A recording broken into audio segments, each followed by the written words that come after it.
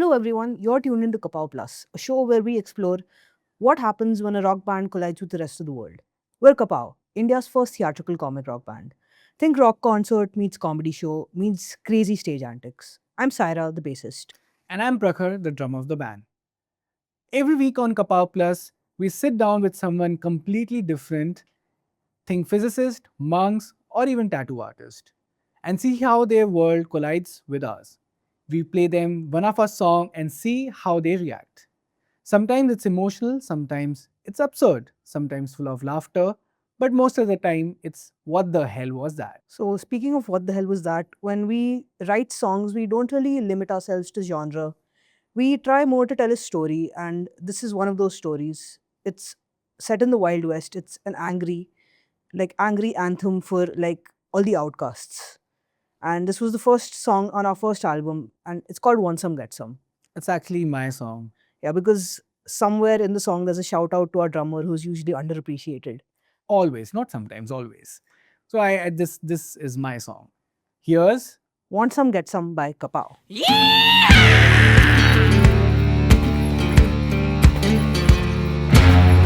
Arriba, arriba, ándale arriba, yepa. Oh, partner. Sure enough, you ain't expecting the Mad Dogs tonight, eh? Now watch them roll. Break the door. We out of here. Loaded in. Don't get too near. On your knees. Unfaithful liars. Gonna make you obey when the bullets fire. 1, 2, 3, 4. Doors inside the door of a ticking time bomb. Run away, run away. 4, 3, 2, 1. If you wanna taste the sun, want some, get some, sucker. 1, 2, 3, 4. Doors inside the door of a ticking time bomb. Run away, run away. 4, 3, 2, 1. If you wanna taste the sun, want some, get some, sucker.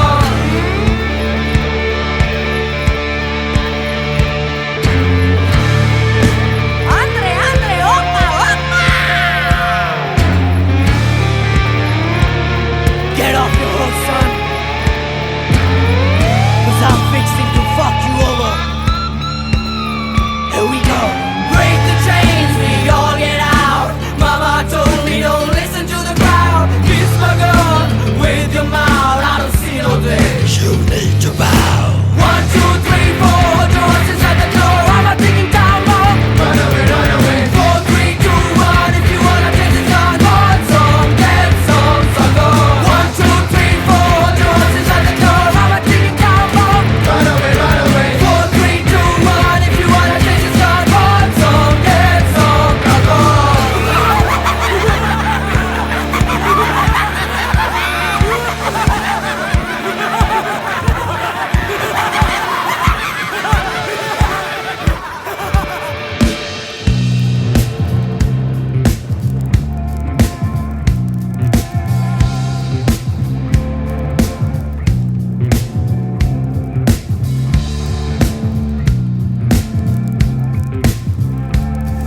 This shitty town is all out of luck. Just hissy fits and no big old butts. Dust and dead, and dead is dust. And no bullies to bust, no cowgirls to fuck. If you were anything like me growing up, then there was this one day when you were going back home in the school bus and you were wondering that will the black hole finally destroy the universe as you know it? Because we all saw that news where somewhere in Geneva at the Large Hadron Collider, they were trying to create a black hole and that it could end the world. So clearly we survived, but for some of us, that existential panic stayed with us all this while. And today's guest, he's one of those people who can actually tell us what the hell was going on back then and what CERN actually does and has been doing all these years. So this is Kapow Plus, a podcast where rock band sits with the rest of the world and tries to have a conversation with them and sees where the conversion and diversions with their field and music happens. And this is your host for the segment Eternalramblings.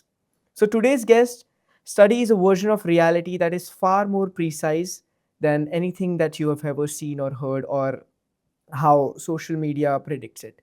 So he's a doctoral researcher in particle physics at the University of Freiburg, working on the ATLAS experiment at CERN, where he investigates the rare rule-breaking behaviors of particles, especially lepton flavor violations in Higgs boson decays. If those last few words flew right above your head, don't worry. He'll explain it probably to us layman, so that we can understand. He's an alumnus of Göttingen. He's an alumnus of Göttingen and also DTU, from where I also come from. That's how we met back in college days in Music Society. He has co-authored research across multiple CERN collaborations and contributed to papers on sustainable scientific practice. But beyond research, he's a creative at heart. I've known him for many, many years, and we have had some interesting conversations. We have gone out to have some questionable food at times, and he loves beatboxing, percussions, and just singing. That's how we met. And we have continued to share that love for physics, that love for music all through these years. He's also someone who has deliberately chosen to disconnect, making my life difficult. He's not on Instagram, not on a lot of social media.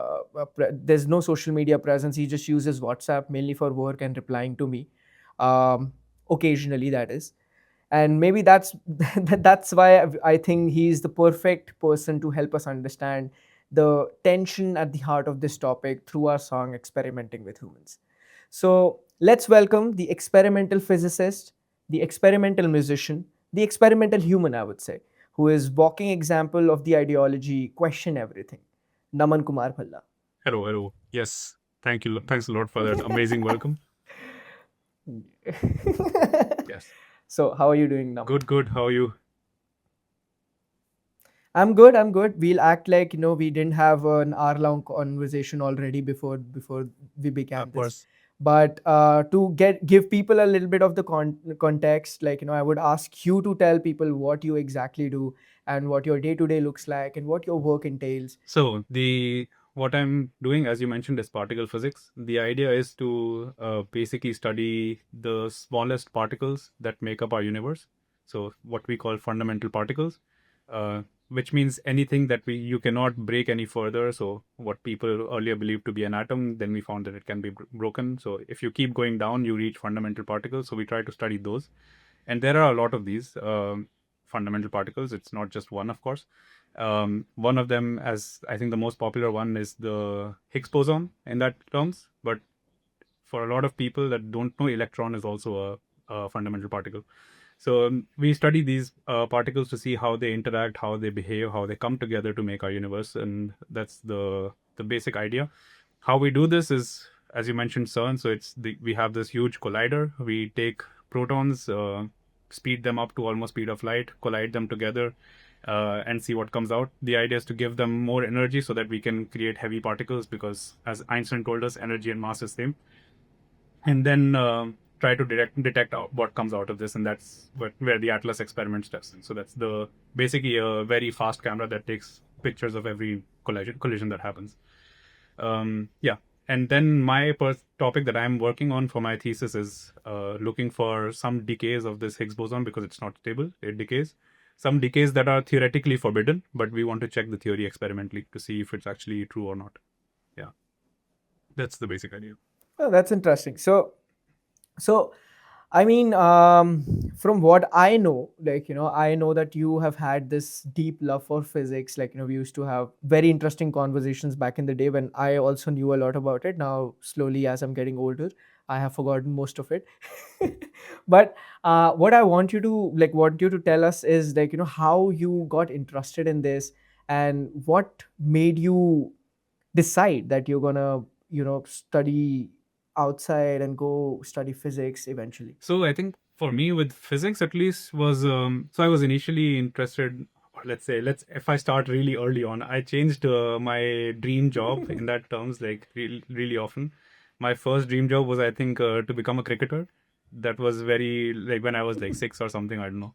And then it moved to becoming a painter. Then I wanted to become an astronaut. And then when some logic came into my brain, when I didn't have just a wild brain which wanted to do everything I found cool.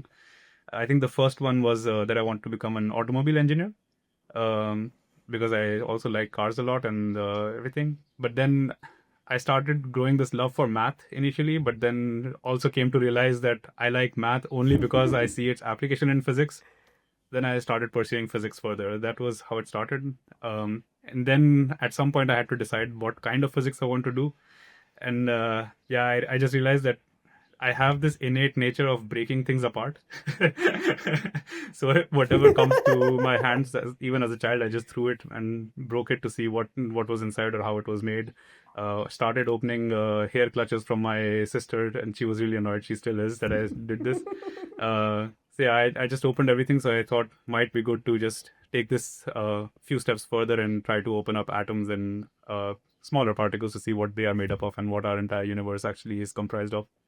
That's how this thought started, and then I moved to particle physics. That's really interesting. Yeah. Okay, so I'm really holding myself back from like getting into the physics part of it, because then we just talk about physics for an hour or so. So like we're gonna try to like if I diverge or you digress, like we'll try to bring it back to a little bit more sensible topics, or sensible in the sense like in the context of this. But so we met like through music society. I remember like you beatboxing, you're like you love doing percussions, you played cajon also a lot, and then we were in a cappella group for a while together where we used to sing together. So how fundamentally music has been part of your life. I know you introduced me to some great bands and to some great music as well, like back in those years. So how much of that music is still with you as you go on doing research, and how does it change, like how has it changed back from college to now? I mean, initially, like so in school, I was usually just listening to regular pop music. I did attend some classes on, let's say, Indian classical vocals and things like this. But it was never, it was always seen as a hobby, nothing that, I didn't see any cross connection between my academics and music, let's say. But over time, I came to realize that because I got into these very unorthodox kind of bands and music, which like most people don't really listen to. It's I mean, of course, there's metal music and stuff, but there's also like very offbeat stuff that has very eerie kind of music that usually people won't like. But I think it just opened my perspective to a lot of different things. So I think when I work, it helps me in like, because my major job is to do data analysis, which means I write code most of the time, and the biggest job I have is to debug stuff. And I think it helps a lot because I can try to find unconventional things that could be causing these bugs that mostly people would overlook. And sometimes I get to these bugs really fast compared to what other people usually take time for. So this actually, I think this is one reason. It could come from whatever. I haven't done an experiment on this. Maybe I should. But yeah, this could be one reason. I mean, it does help with a lot of creativity, trying to open your mind and having more perspective. If you listen to very weird kind of music, let's say.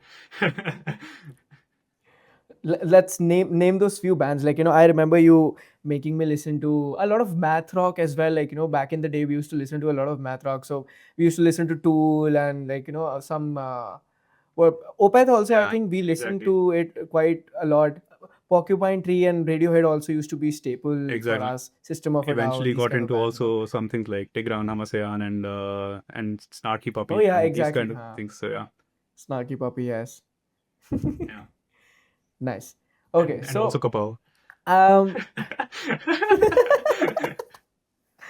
I mean, the best story like I have for KAPOW with you is like you have seen the band right from the inception point till right now. Now you knew probably or like the initial KAPOW members way before KAPOW was even in existence, or even like something of an idea. And I remember when you were in India, like no matter where our gig was, whatever it was, you would always be there right in the front row, head banging to our songs and our set. So that was really something like all of us still talk about. Like Prakhar eventually like will go about, oh, now Naman is coming to India and like let's meet up and as because everybody has a very fond memory of you being at every gig and headbanging. You love Sultana, I think, like Yeah. it's tera favorite gana hai wo. तो उसका वो and वाला break down, like you'd like सबसे आगे नमन खड़ा होगा वहाँ पे हेड बैंग I करता kind हुआ. of missed the fact that last ka breakdown version is not the official version. Like it's not in the official song. I know, right? Man. And now we don't do it at all. Like that breakdown version of Sultana has just gone, and we just do the regular boring ending. But that was cool. I think we should bring that back on, like try to do that. Yeah. So interesting. And I mean, one of the other things that I really like about you is that, curiosity. That's the main thing that we used to talk about. Like, we'll digress and talk about so many topics in just one day. We'll meet and like spend hours. And our love for learning languages is also something like, really common. Like, I mean, I have done a little bit on that front, like learning a little bit of Japanese, Spanish, but you, from what I know about you, whatever you decide to do, you just go like full in. Like, it's like an experiment you're conducting with multiple variables of some sorts. So I know that you're learning multiple language at the same time, and in a very, very daunting way for some people. Like you learned German in English, then you started learning some other language in German. Like, what was, remind me of that. Yeah. So I started learning German actually very early on. So it was during my school because we were at that point forced to learn a third language apart from Hindi and English. So I had a choice between German, French, and Sanskrit. And I had seen my brother take Sanskrit and go through the misery, so I decided against it. And then everyone else, all my other friends were going for French, and I was too edgy back then to follow the crowd, so I then decided for German. Turned out to be a really You're still that edgy. yeah, Trust me. I still have that edginess, but I think that one decision actually turned out to be really impactful for my life in the end, because I learned German for like 16 years before I came to Germany, so I already had C2. Like I was already fluent and proficient before coming here, so I had never had any problems like going around or talking to people. But then during my masters, we had to do one or I think some credits from outside natural sciences. And because I was aiming to go for particle physics, and this laboratory CERN is in Geneva where everyone speaks French, I thought, okay, I might as well give some time to French, learning that. But then, of course, it's Germany, so they were teaching French in German. So I learned that. There was this one like semester break where I took an intensive course for A2 in French, and I was learning. So I was talking French in the morning in the lecture, then would come back, talk to my landlady in German, then to my friends in the institute, or do my research or master thesis, everything in English, and then talk back home in the evening in Hindi. And I was like, just the entire day going in 4 languages. My head at the end was just completely messed up. I think there were many instances when I just randomly spoke like, so I wanted to say something in Hindi to my parents, but then said something in French first, then the German word for it, then the English word, and then finally the Hindi word, because my brain was just messed up. So yeah, this was fun though. Like I really enjoy confusing my brain to like the furthest extents. Exactly, that is something that I've known you to, like, known about you since college days, that whatever will be the most confusing, daunting path, you'll take that just for the fun of it, and like, just to force your abilities and test out how far can you take your brain before it just gives up. Yeah, exactly. It just So a lot of people talk in their sleep. I don't remember if you do, because like, we've had multiple sleepovers as like, back in college when we used to stay and party and all, like, or like you discuss physics, whatever. But people talk in their sleep. I'm just wondering, like, you should maybe conduct an experiment. Just keep a phone each night and see, like, which language pops up while you're sleeping. Man, there was this one instance when I was sleeping at home and my brother and mother were like in the same room just chatting in front. So I just like completely in sleep, right? I just got up, not woke up, just got up like halfway and then said, I'm too tired. I'm too tired.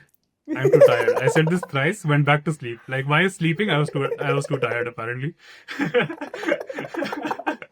So, That's your brain telling you to give it a little bit of a rest. But imagine, like, you're just at home, you're just sleeping, and you suddenly wake up, like half wake up in the middle of the night and start speaking something in German. The horror, like, the trauma that well, as people long go as it's through. not a Hitler speech, I think I'm fine.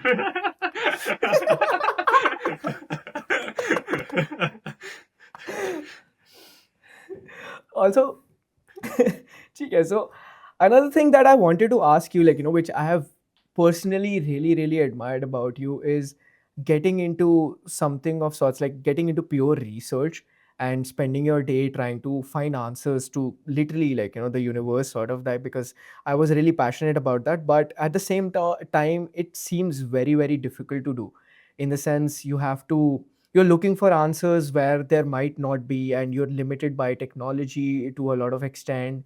Um, and it's very easy to sort of lose motivation along the way. So how do you keep yourself motivated, keep yourself engaged with the field, in the sense optimistic with the field? Yeah, I think this has happened with me multiple times. I can't lie about it. So it does come over like come up over and over again, that you're just in your day and doing the same thing over and over again, not just hitting a wall like 1,000 times. And then you remember that there's quantum tunneling. No, just sorry. Just kidding. No. But then it's it's like you do this over and over again, and then at some point you're like, okay, how do I get back to remembering why I am doing this? So you basically take the time to think back why you're doing this. It does help in most cases, but I've also realized that I started doing like outreach at some point. Like I now every now and then give master classes about particle physics to school students in Germany, or doing let's say teaching, so giving tutorials for some lectures, going to science events and explaining people what we do. I think that helps a lot with staying motivated, because then you can actually show the admiration for physics that you have. Like you can see how much you understand, how much you don't understand, why you're actually pursuing this, what questions you still have in your brain, and what others think about this. That conversation with the general public, I think that keeps me motivated really a lot. So once the time I did this for the first time, I felt great. Like I mean, of course, I was terrible at the outreach, but I felt great that I could actually do this. But over time, I got better with the outreach, and this I decided to do this more regularly just to keep myself motivated. And I think since then it's been better, at least. Like I think my first few semesters with the PhD was. Like, okay, the first semester was fine because, of course, it's something new, you're doing it and you enjoy it. Second semester goes down, you're like, okay, I need to keep myself motivated somehow. And then, yeah, I started doing this, and with this, it's much better. Your approach sort of reminded me of the Feynman technique, just take a very complex idea and break it down so that like a 5-year-old could understand, because that is something I also use while teaching, singing concepts. And I have a very bad habit of including physics and mathematics into it, and I old habits. But that technique helps me understand where, why am I doing this in the first place, and the holes in my own knowledge, and how even like I've seen, I was teaching teaching singing to my students, but because of my old habits of bringing in physics and maths analogies into that, I saw they had an interesting take, and had a developing interest in physics and mathematics for that matter. And I was like, oh, this is so powerful. As a person who's speaking and as a person who's communicating with people, you really have the power to sort of spark an interest in Definitely. somebody's psyche about something that they might feel is not something that they enjoy usually. But yeah, okay, so makes sense. I mean, And also the fact that there was what kind of energy you project when you do this. Like, if you're super enthusiastic, I mean, okay, if you're to some limit, if you're if you're really enthusiastic about what you do, and then the students really feel it, they realize that like there's something in this field that the other person can actually enjoy. There's like maybe it doesn't logically make sense with, let's say, money or time or whatever, or the effort, but there is something innate that is actually still enjoyable. Like people can actually enjoy. So I think that's what. That cannot be conveyed through words. It's just the feeling that they get once you start talking to them about this field or whatever field you are interested in. definitely, and that also reflects into music, how for a lot of people music is very similar, in the sense they have put in so much years, so much effort and time into it, and they don't see quick results, and so it's very easy to get demotivated, off track, and just leave music for that matter. And stories like this, understanding how it's a common thing, not just in music but in other professions, as people might think as distance as STEM subjects and science and pure research. There are similarities there. Ki musicians and physicists, for that matter, feel the same sort of demotivation when they don't see results for a very long Or time. money. Or money. Yeah, exactly. Another similarity. exactly. Right? Yeah. But for from you, I wanted to ask this interesting question, which has been bugging me also for a very long time, because uh, I consider both of us share that feeling of just very curious sort of a mind, where we want to learn this as well, and do this as well, and that as well. And that comes, I think, with a cost. As I'm growing up, I've realized it comes with a cost, maybe in terms of social relationships, in terms of how many friends you have, how much of a social life you have, or in terms of how much time do you end up with at the end of the day. So I think, malab, I have a very sort of a dark and nihilistic take on it, but I would love to hear yours first, because I think that must be an optimistic one. Well, no, but I think it's true. Like I also just really like jumping between different topics, reading about whatever comes in front of me, and of course, in the end, everyone just gets 24 hours in a day, and depending on what you spend that time in, you lose time on other things. So if you're spending a lot of time reading a lot of books in solitude, I won't call it loneliness, of course. You start appreciating your own company. You don't need a lot of friends. You also don't end up making so many. So it comes with a cost, but it also has its benefit, right? Then you enjoy your own company so much more that even when you're alone, maybe for the outside world they think that you don't have too many friends, but you inside know that you also don't need so many friends. I mean, I say this with the fact that I also love hanging out with friends. Of course, it's not like I'm not an introvert in that sense. I think I'm way too extroverted in that in some contexts. But yeah, it's just that if you can be comfortable with your own company, it's already a golden milestone to hit. But at the same, but I mean, yeah, like it's just one thing about go ahead. about spending time with learning things. It's also like developing a lot of skills. Like you want to learn so much more.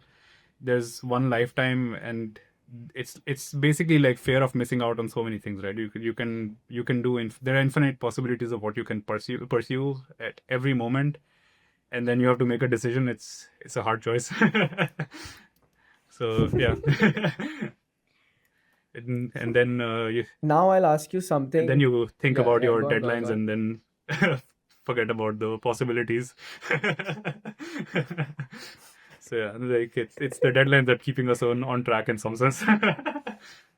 Fair enough, fair enough. I feel that, if there's no structure, no deadline per se, then people like us will really, really get lost in Yeah. something, and a lot of things actually, and won't get anything done. So we need that structure. That's why, you and I probably are few of those people who need everything on the calendar to excruciating detail with it, where it might be very, very troublesome for even someone like our partners, where we schedule date time on calendar, and it becomes becomes a little bit problematic. Okay, so now I'm gonna ask you something which I have also never gotten a clear answer. I have no clue why that had that happens, why you chose to do that. But it's something I just took for I just accepted it as part of your edgy personality, sort of, because I was like, if not Naman, then we would probably, right? So I will finally, I need some concrete answer on this. Why do you not use social media? So I think I did have Facebook for a very long time, like before Instagram got really popular. And then Instagram started taking pace, and I was really reluctant on adding one more social media to my life, because I felt like I was wasting too much time on Facebook. But then some people managed to actually convince me to get an account on Instagram. I downloaded it for 2 months, and then I was like, it's too much. It was exactly what I was fearing, and then I just took the step of like, okay, if like I basically put some thought, do I need any of this? Like, what is it bringing me? It doesn't help me in my career. Like, it doesn't help me in my personal life. It's some contacts that I have to figure out how I stay in touch with them. Some of them I actually stay in touch with emails now. So because they also don't have WhatsApp, so it's there's a lot of things that I had to figure out at that point. But I was like, okay, if it's just staying in touch, I can do this in other ways and save so much of my time that I can use on what we were talking about, exploring different things and spending time on learning other skills. I think that was more important to me because I am also one, like, I think what you mentioned, that if I start doing something, I take it to the end. It's a good thing, but it's also a bad thing. Like, if I start with Instagram Yeah, scrolling, I very will true. keep doing till the Instagram scrolls end, and they will never end. So I had to stop this. Like, it was also a need for me. It's not about like, okay, eventually I also, when I took this decision, I wasn't so aware about the all the data privacy and all these things that are a bigger concern. I learned about them eventually later, and then this idea of staying away from them just became stronger and stronger because I had learned to live without it. I didn't want to just step on my toes again. So And I mean, it is impressive because it is such a big problem these days. Like, people just complaining about doom scrolling all day and just like, spending so much time on social media. The fact that you had that awareness way back and actually implemented it. I mean, a lot of people who are just listening and know about you find it very, very impressive and endearing. I mean, I know a lot of people who try to do it, but like eventually they cave in and just join back in. So being able to do it and for such a long time, like I'm like, I saw that, like when you made that Instagram account, I think we were in college back then only, and then you never used it and never had the need for it. And that is really interesting because it is a growing problem, among, like amongst the people around me also, that it takes up so much time. You feel guilty about it, but it's also like people justify it as work. Oh no, I need to have it because I need to stay connected with my friends, or yada yada yada. There are XYZ reasons. So you being able to do that is such a, like such a unique yeah, and a I fresh mean, thing to it's hear. also a thing that if you do this early on, it's easier. The more time you spend on it, the harder it gets to stop it. So that's also one thing. And I think the reason why I've managed to found this motivation was like, after my bachelor's, I had another friend also called Mayank, actually. So this other guy was at that point preparing for GATE, the entrance exam in India. And yeah, he just spent his entire day preparing for it. Like, really, really did well with the exam and his preparation. Just gave up everything in his life other than that. And I think I was talking to him about it afterwards. He like, how did it go? How did you actually manage to do it? And he was like, everyone says that if they get to something, they can do it, but why not actually try actually getting to it? So that was my Hmm. point. Like, that just inspired me a lot because I was after my bachelor's, I think my physics and maths were terrible, and I was starting a master's in Göttingen where, like, there was a huge gap in knowledge and I had to cover it up. So I thought that, okay, I really need to give up everything, just get back my basics stronger, because otherwise, if I want to stay in academia, there's no career without knowing these things. So I have to spend time, and I think giving it up was one of the best ideas at that point. I managed, and then COVID happened. For a lot of people, it was terrible. For me, it was as well in terms of social life, but it helped me a lot to stay home and just work Hmm. hard to on my masters. So it was in some way a boon in disguise. So Interesting. You mentioned, like when COVID happened, because during COVID I saw so many people just fall deeper into the hole of social media and just like spend so much time. Me personally included, like I also struggled with, like, I wouldn't call it a social media addiction at that point, but it was like a need to, like just maximize time, go out on social media and do something to build a brand, to just go on live, just put out more content, and it was very difficult at that time. And I was also reading a lot of sci-fi that time, like a lot of Asimov and this and that, and that kind of all of that tension, internal tension and internal dialogue sort of culminated into this one song that we wrote at with Kapow, which is called Experimenting with Humans, which is like all this sci-fi rock sort of situation. I know you have heard it before, And the idea behind that song was to kind of uh, encapsulate the feeling of being trapped in this new social world where you are there and your reality is sort of warped, and uh, you're just spending time, and it at some to some level, to some degree, it's not very healthy for you, but you're so addicted to it. And how, like, so I think I also read one article where it was about how tech giants are using the data, of course, but also doing so much research in human psychology, in human behavior, to just make them more and more addictive Yeah. at that point, to just, like, add the right colors, just the right fonts and everything, so that people spend more and more time on it. So all of that sort of culminated into writing this song called Experimenting with Humans, with, of course, like a whimsical fictional Sure. twist to it. So before we dive into a deeper discussion, let's first hear that song, and then we can get back to it. Yes, perfect. Cue Experimenting with Humans.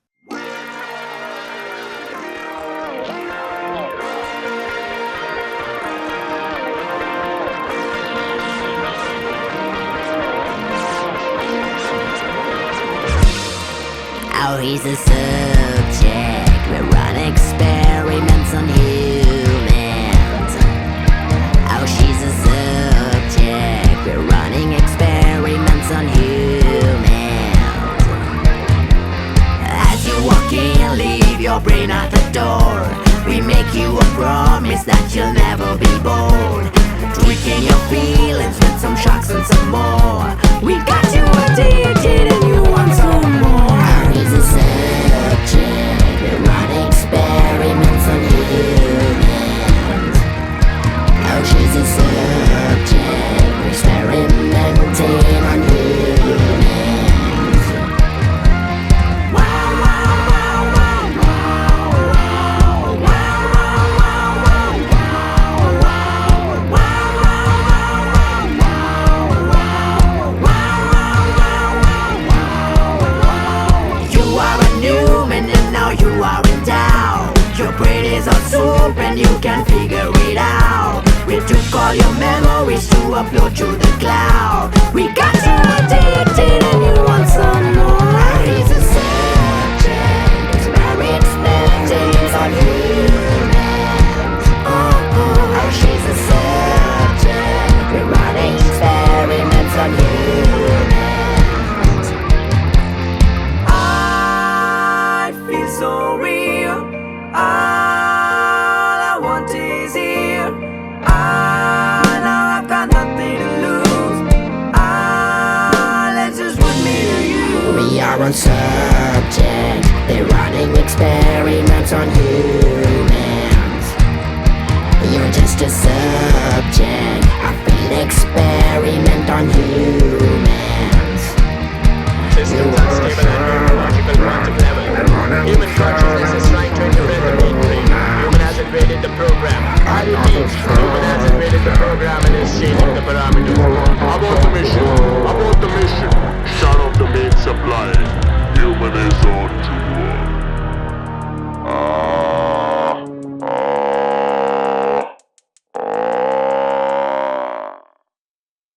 You're tuning in to Kapow Plus, a podcast, a show where a rock band collides with the rest of the world, and we have Naman Kumar Bhalla with us, and we're going to take a deep dive into one of Kapow's song before we digress, of course. But this is Experimenting with Humans that you were listening to. Let's dive in.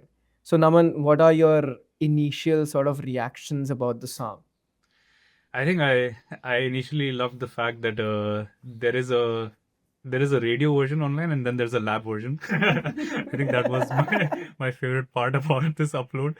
But I think even in the song, like the way it starts with the entire lab approach just makes me feel like home because I work in labs most of the time. But yeah, it's a really nice whimsical take on this entire social media and data collection and everything.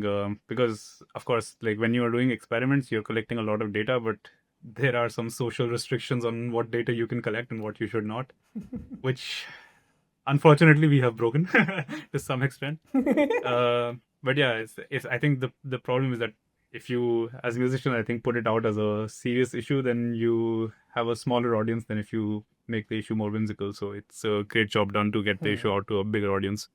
And I think that this song in particular also tickles your need for, especially your need to find, like, music which is a little bit on the fringe, like, which is not the norm. Because even while making this song, we felt like, this is something else. This is progressing more and more towards not being a song at this point. It's just it's just like a crazy sort of an experiment that we did with the music itself, like very sort of like, meta sort of a concept with it. So I think, like, it fits right where with your need to find music which is a little bit more different than the norm. Exactly. I enjoy this music a lot. Like anything that's a bit offbeat, I will accept it. So yeah, it was really I've enjoyed it a lot. I think I forward this one really to a lot of people because I and even knowing that maybe a lot of people are not into this kind of music, but I think most of the people still kind of ended up liking it. So it was very good job in the end from you guys too. But I yeah. see that I honestly see that, like, I know about your love for cricket as well. Back in college also, I think you used to go to play cricket matches quite often, like, I think probably every weekend or so. I remember you talking about it. And I remember I used to tell you, like, you have that cadence of a very good cricket commentator, right? You can Yeah. Something like Navjot Singh Sidhu, you mean, who just randomly says anything that comes to mind. So since we were discussing about, let's say, like, there was this one phrase that I said in my intro where I said, like, lepton flavor violations in Higgs boson decay.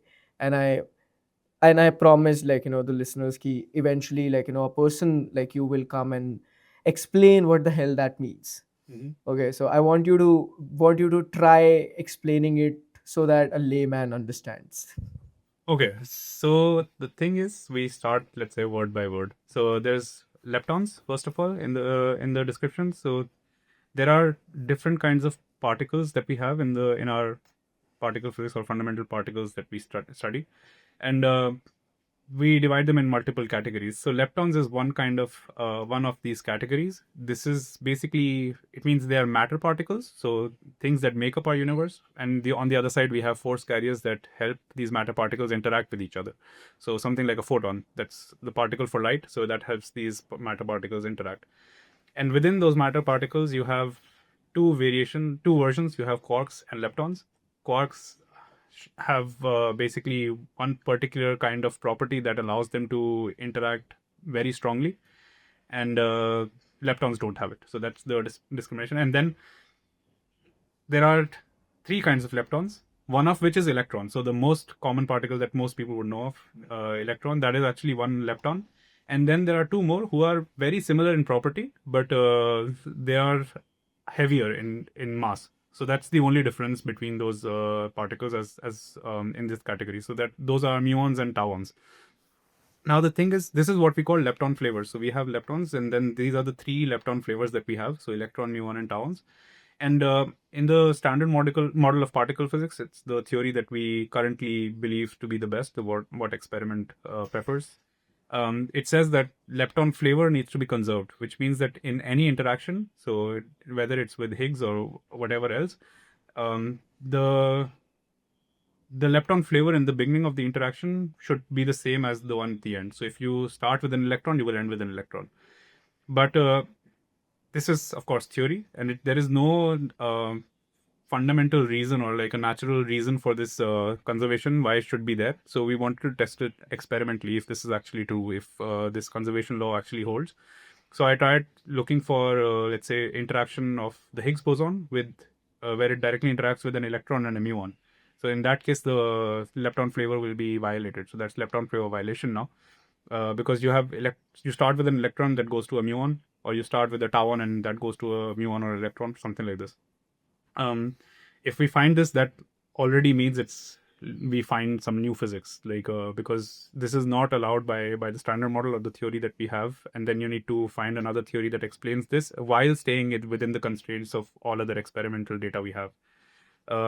Yeah. So, and this I did in the interaction of Higgs boson. So that means if the Higgs decays, then you what you get in the end. So if you get one electron or one muon, that's violated. So otherwise, you would generally get one electron and one anti-electron. But yeah, that's the idea. You can do this with also other interactions. It doesn't have to be with Higgs. So I also did this with another particle called the Z boson. But yeah, there are multiple ways of testing this. At some point, I had to limit myself because otherwise I would spend 10 years doing my PhD. Yeah, that's why I only managed to check 2 interactions. Yeah. So that was a crash course in particle physics real quick. Yes. So, Basically, in one particular I- interaction.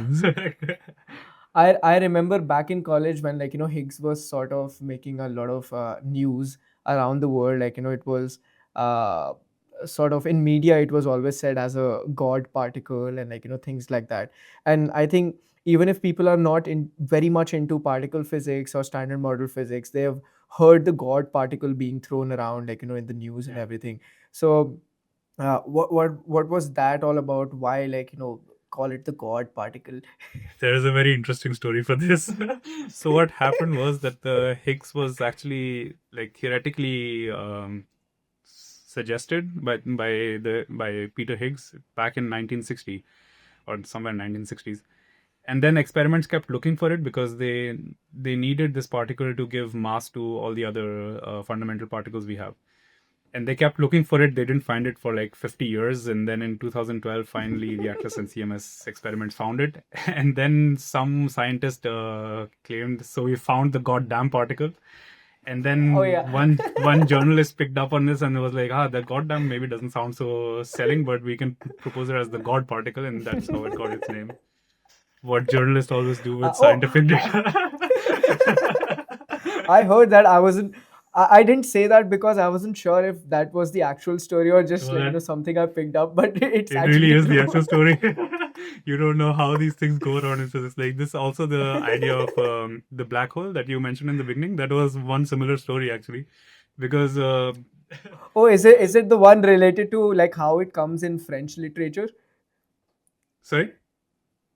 How black hole is the word for black hole in French literature?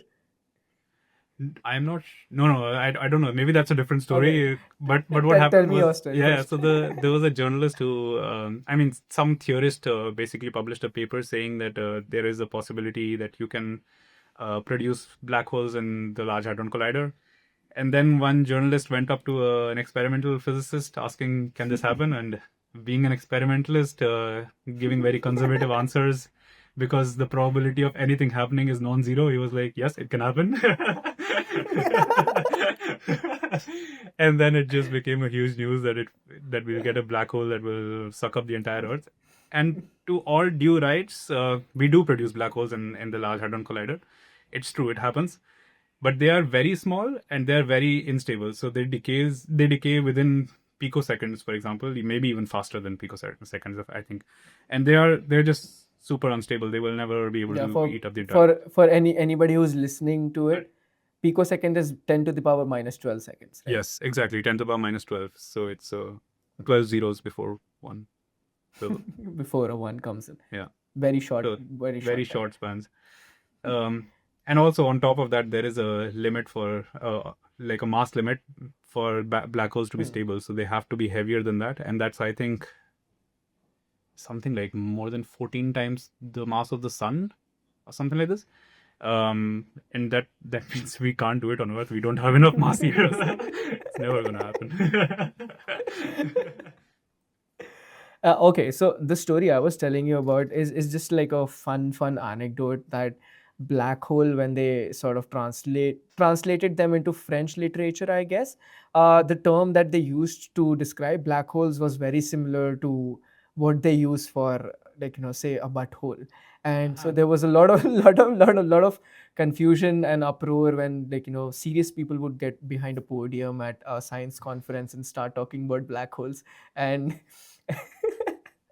so that was something I really found funny, how a simple benign word like a black hole can become a problematic thing for the entire scientific community, where you are talking about the thing but also trying to avoid it and trying to hope that nobody sort of ends up laughing in or during the conference?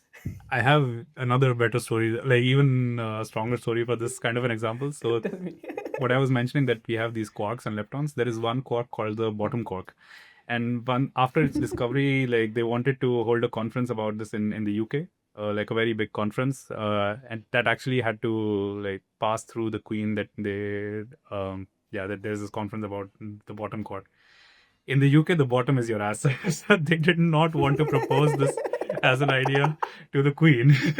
And this could be like thrown off and be like really shameful for them. So they came up with a new name for the cork by like completely. So now the bottom cork is also called the beauty cork. Just to Oh, keep that is clean. it that? Oh, Yeah. okay. And I then, didn't know and then that. I they thought thought, like it okay, was if we're top giving and another bottom. name, they also came up with another name for the top cork as the truth cork, which has, I think, no logic at all behind it. Okay, cool. Oh, okay, cool. Like, I when I studied them, it was like your top, bottom, and I think strange and charm were the other two, Yeah. right? Yeah, the Strange, charm, super and then heavy up ones. and down. Hmm. Yeah. Yeah, but the up Right. and down are the fundamental ones, Sorry. right? If I'm not wrong. Up and down are the fundamental ones, like the lighter They're ones. Yeah, they're all fundamental. Up and down are the lightest ones. Then come the Oh, okay. charm and strange, and then top and the bottom are the heaviest. Oh, okay, okay. Cool. Thank you for that refresher. Yes. But another thing that I wanted to ask was, I mean, especially for me, I don't know how many people CERN is like the thing, like it's where the frontier of scientific innovation, like experimental physics, is like being born. The things we'll be studying probably for another century or so, right? Mhm. So how did that happen that you ended up at CERN, and what was your reaction when you sort of found out, okay, I'm going CERN of all the places? Yeah, I think it I think when I was in India, this was also like a big thing to think about going to CERN. But because it's a public lab, like it's funded by governments from different countries across Europe. And I think the biggest contributor is Germany, indeed. So like within Germany, if you're doing physics or particle physics, being at CERN is just a very regular thing for most people. It's like it's like, where else would you be? Because that's the European lab to do this, and that's the only possible, or not the only, but one of the biggest possibilities, and you will very likely end up there anyways. But yeah, the first time I started was during my masters. I started doing an internship, which was also with the data that we get from CERN, from the Atlas experiment, and I was like, I'm actually using CERN data, and I'm like, I have access to CERN resources. I have access to CERN supercomputers. I was like, this is crazy. Yeah, it was a crazy feeling. And then during my PhD, I actually managed to get to go to CERN for the first time. I had a 6-month stay there to do some shifts on the detector and everything. Yeah, the first feeling was just amazing. Like you enter this lab with like almost 10,000 physicists who are affiliated to it, and 3 or 5,000 engineers like at the campus every time, going around this huge crowd of physicists, going for lunch together with them. It's just an amazing feeling. Like you just forget everything. And the thing is, like, it's a scientific lab, but it's also very it has a very corporate structure as well, because you have so many people, you need to manage them in some sense. So you get that experience of being in a corporate environment. Plus, it has very diplomatic environment, because there are so many like it's affiliation of so many countries together. There are like 23 or 24 member states now. In fact, if you're employed by CERN and you buy a car, you can get a diplomatic number plate in Europe.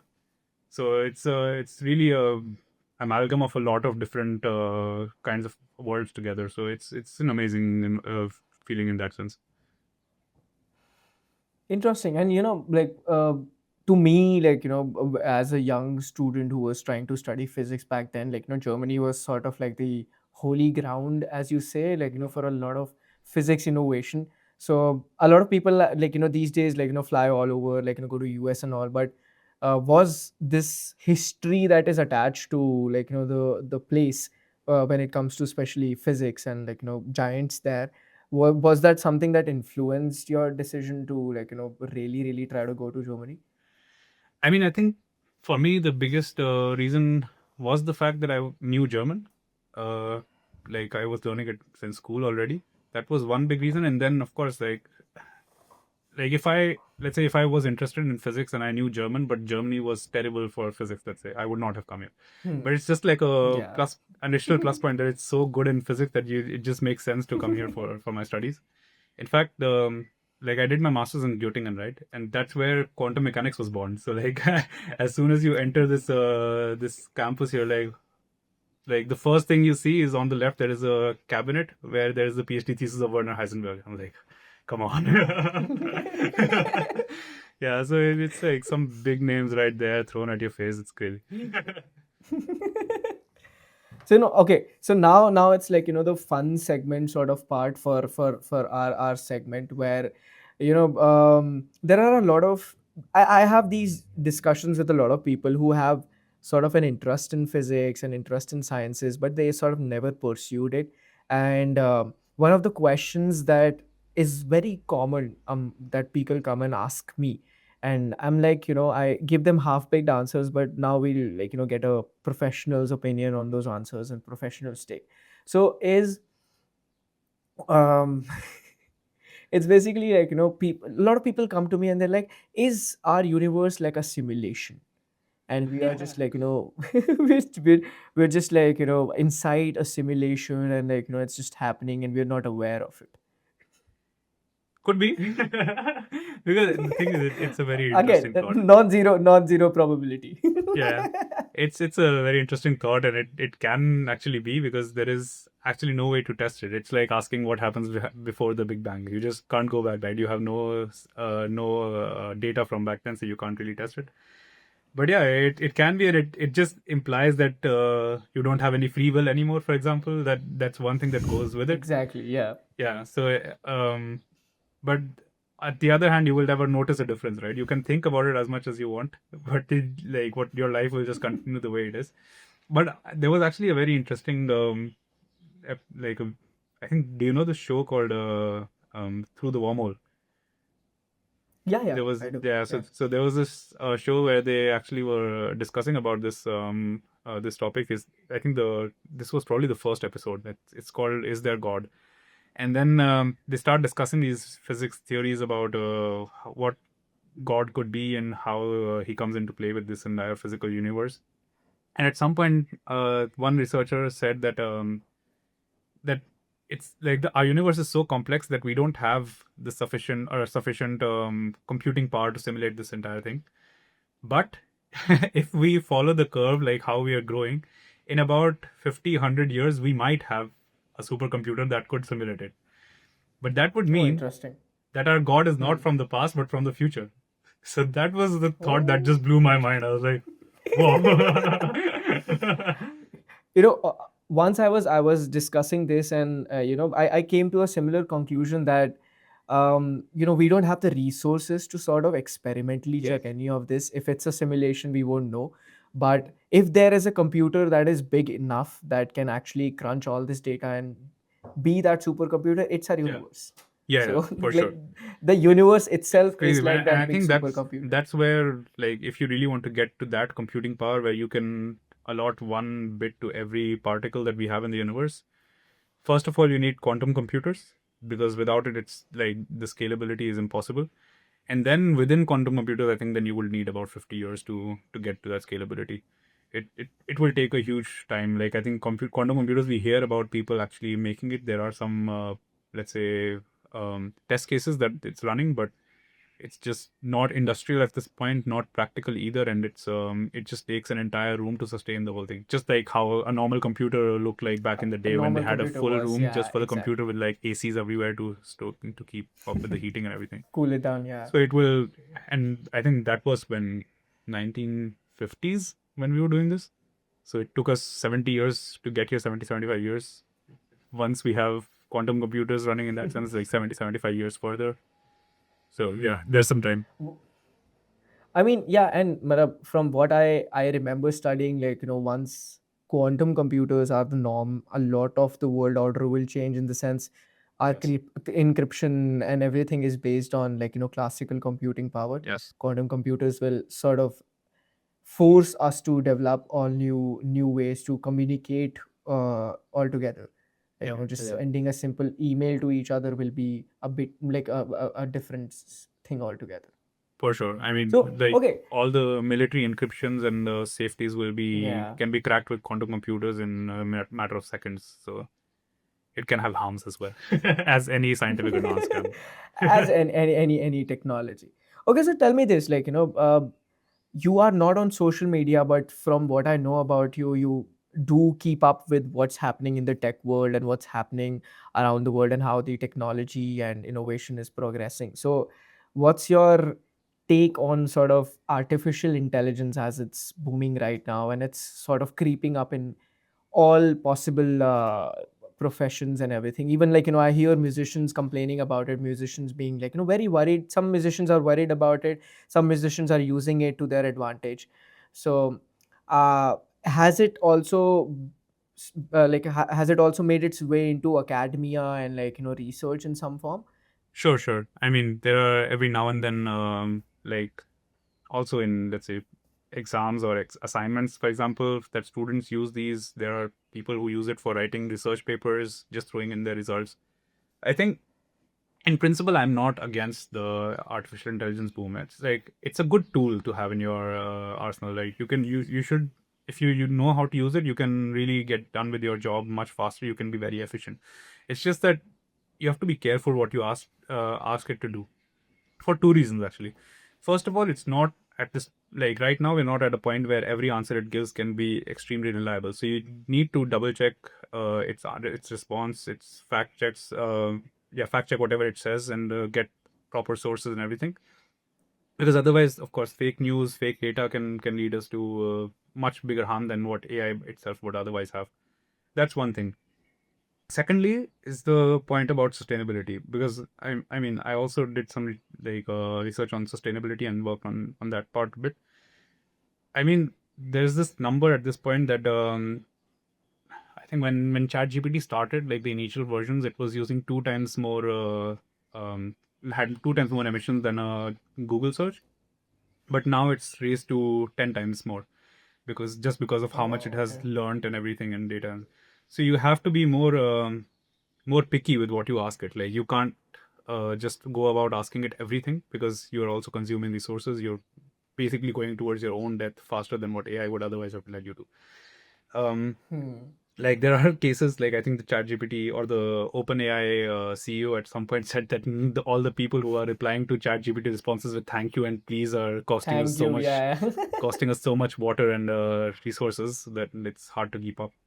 So yeah, these kind of things you have to think what you are how you use it. You have to be careful and And I judicious mean, with it.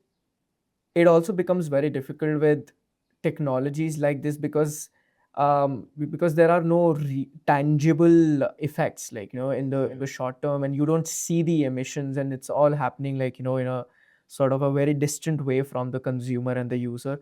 So it's very difficult to sort of even think of a system where we are able to educate people about, like, you saw that entire thing where that entire Studio Ghibli filter was populating the social media. Everybody was using it, and just imagine the amount of resources that went into just Oh yeah, creating yeah. those That images. I mean, these things cost a lot that people don't see because it's all under the hood. That doesn't affect them directly either.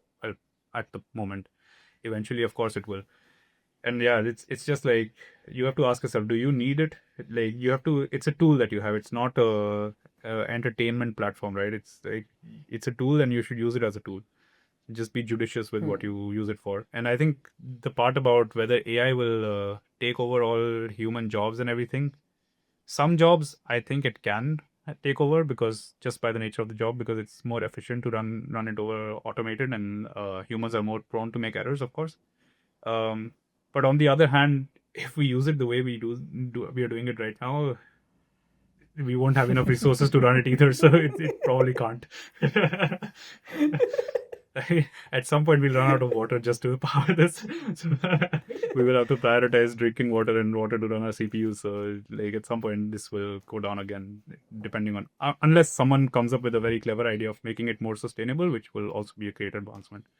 So, I mean, yeah, from what I see, either somebody will make it a bit more, no, a lot more efficient in its usage of resources, way before, because these things are progressing at an astonishing rate every 2 months. We are able to make Yeah. strides in AI to a whole new degree, and I think even companies will very soon start realizing that how much resource and is going into it, and they'll start putting some paywalls of some sorts, just limiting the use to sort of I mean, there is already control research it in a way. ongoing for this. Like, there are some proposals on how this can be done, but it has to be tested on that scale. If you can still get that performance, if you apply these factors for sustainability in there, because of course you can't get both, right? You have to. It's a how do you say? It's a weighing scale. You get one, you lose the other, kind of.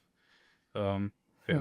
Makes You sense. if you because for sustainability you would have to narrow down its precision or its parameters, reduce what it's training on, and then you also lose on performance. But if that cost is acceptable, then you go for it.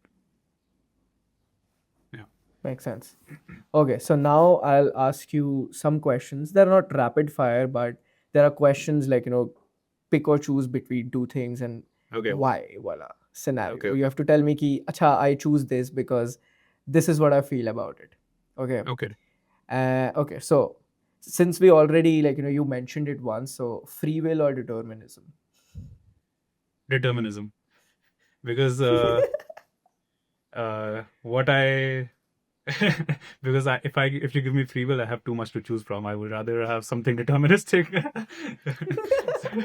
I mean, I will lose track. So But what do you think, is the could be again, we can just choose wise, I just make informed decisions at this point, but what do you think is the norm, sort of?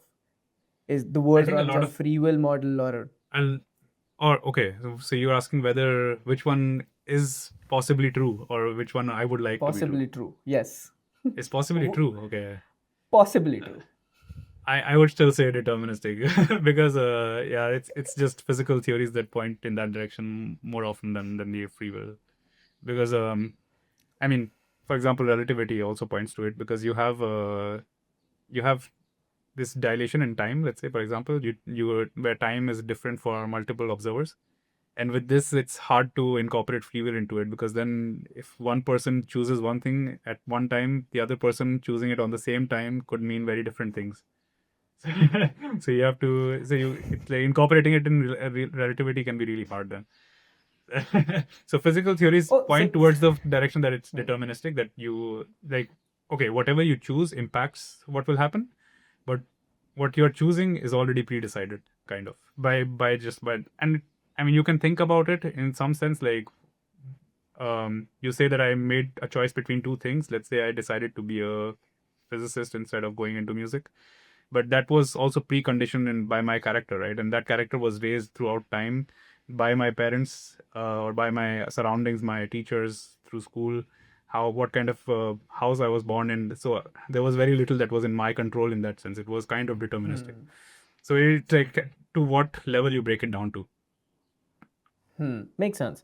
So since you have compared, or sort of brought it together with relativity, we can also sort of think of it as a reference frame scenario where people have this sort of vague illusion of free will in sort of like a micro sense, in just their reference frame, where they feel, oh, I have free will, and nothing wrong with that illusion. It's their worldview. Oh, yeah, sure, Just like sure.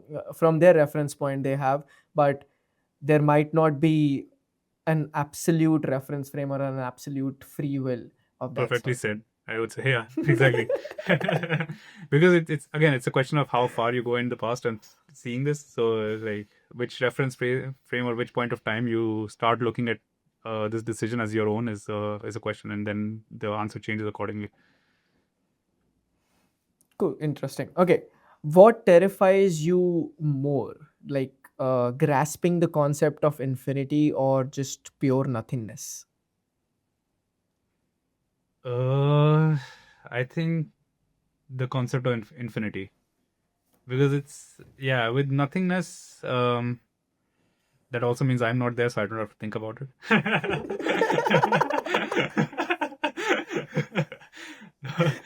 But I mean, it's.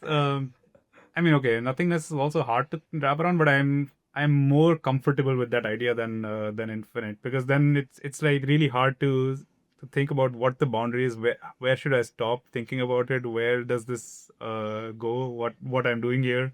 How small I am compared to everything else. So yeah, with nothingness, it's like, okay, there's nothing. I'm not there either. This could happen, but it's not happening right now. So with infinite, the concept of infinity is that it might actually be true, and then you're like, okay, I need to think about this even more.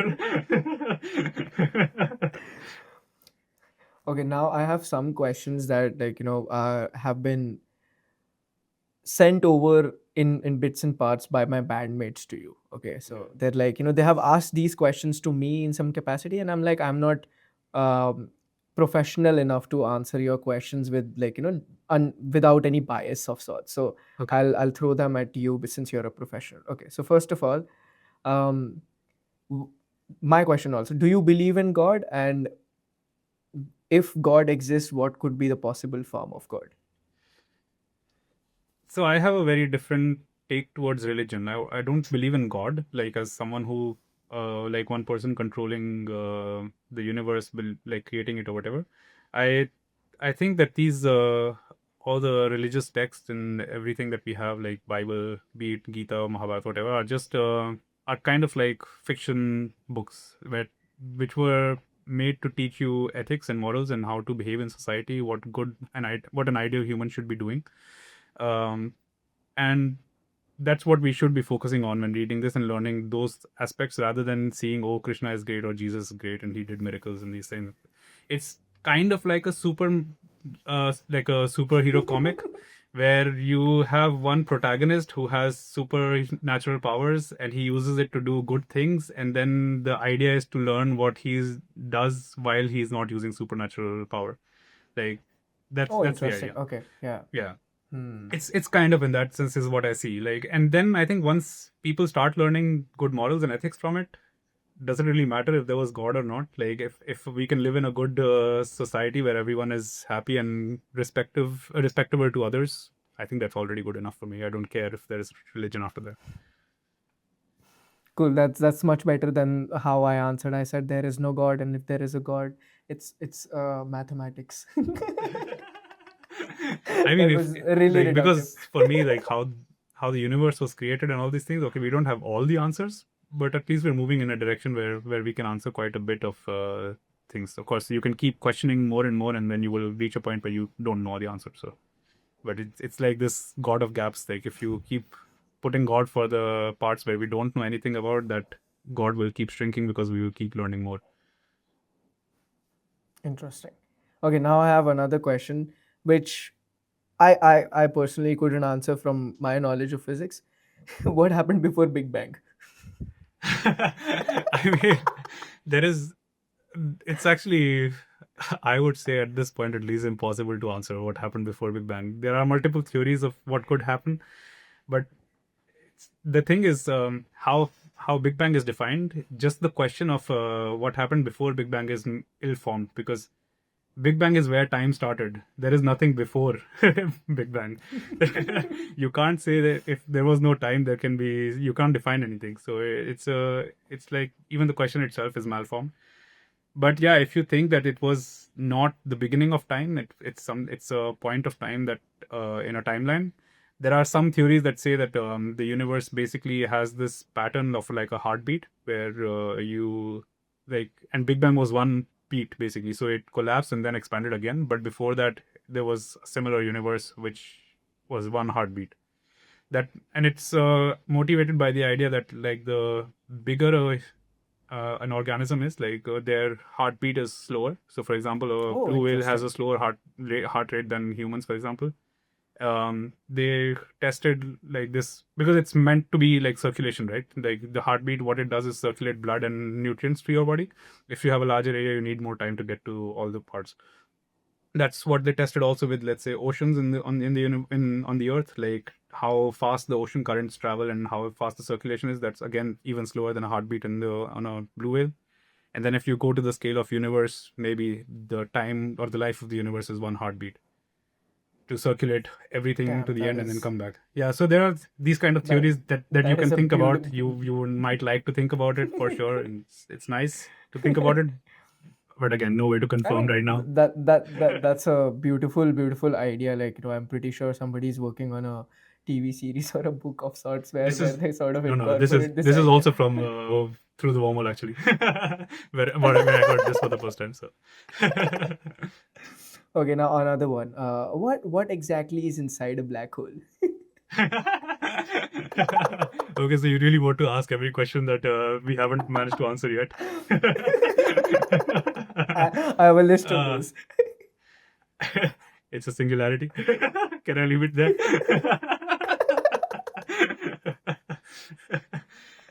Uh, no, we don't know. We don't know what is inside a black hole. Like in the right middle of it, it's just a very high dense state where it could be anything. You would need to go to the inside center of the black hole to know. But then if you go there, you can't come back and tell us. So it's Okay. like, and that's true for not just humans, right? Also in any probe or detector. So that's why you can't really test it again. Okay, another one. Is it possible to travel back in time? Theoretically. Back in time. I know There it's like, is- see, like, I told them it's possible to travel forward in time, like, just like a illusion of you traveling forward in time can be created when you move at speeds closer to light, let's say. But back in time is like, something I can't answer, so you have to. There are two ways to answer, or two possible answers to this, let's say. First of all, do you want the optimistic or the pessimistic answer first? I want both, but pessimistic first. Okay, so the pessimistic answer is that there was this idea that if it is possible, or let's say if throughout the timeline at any point someone discovers or invents or discovers time travel, let's say back in time, right? And it is possible to go into the past. That machine for time traveling will come to the past, and it should be available throughout the timeline. But we don't have it. Oh, this is where like, that story, like Hawking sort of doing a birthday party for himself, inviting people Yeah. from the future, but nobody showed up. Exactly. So this, we don't have it right now. So there is that reduces the probability of, let's say, time traveling being possible in the future. But on the other hand, on day-to-day life, you are looking back in time, right? Like the sunlight that the sun that you're looking is 8 minutes in past. It's time travel. It's like if you look far enough, because light has its own speed, you're looking in the past. So basically, I remember this is also from Through the Wormhole. But you Maybe. you're looking at past when you look up in the sky or something like Yeah. that, like Yeah. something of that sort. Okay, now the last one, like which was the most fun to discuss with my band, and like I think you can provide a much more interesting answer to this. What is nothing? Okay. Basically, just remove. If you have something, just throw it away. Keep doing it till n equals infinity, and then you get nothing. So see, like I approached it the similar way. The problem that I ran into was Heisenberg's uncertainty principle, and like the energy time relationship. That okay, I've removed everything, but there still be something for some time. Like I can't really remove everything from. Yeah, the uncertainty principle, yes. But if you can manage to do that for a long enough time, then you suppress the energy barrier as well. Oh, interesting. So Yeah, like because then that means like that. Sorry, you're gone. no, I'm just saying because the energy can only be violated for a very short period of time. So if you manage to, let's say, go over a few seconds already, that means that you will not end up with anything more. Okay, amazing. Schooled. Yeah. Didn't know that. Cool. And now I personally have a task for you. Okay. Like, I just think like, I will end our conversation on an assignment from a person like me to a professional like you. And probably you'll enjoy doing that, knowing you. So what I want you to do the next time, like, you are here on our podcast, or like, you're meeting me in person, I want you to tell me which song will you assign to each of the standard model particles. And does it have to be a KAPOW song or any song? No, it can be any song. It can be any Okay, song. Like, okay. But Okay. like, let's But I have end to do it with for every one. standard Okay, model let's. particle, or you will call out Ev- songs. eventually, yes. But right now, I want, let's say, like, let's just tackle the big ones. So the most fundamental, like, let's say electron, and maybe like Higgs boson and photon. That's three. So there was Higgs boson, photon, and the third one was electron? Or Electron. okay. So for Higgs boson, it's easy. There is already a song called Higgs boson. Check.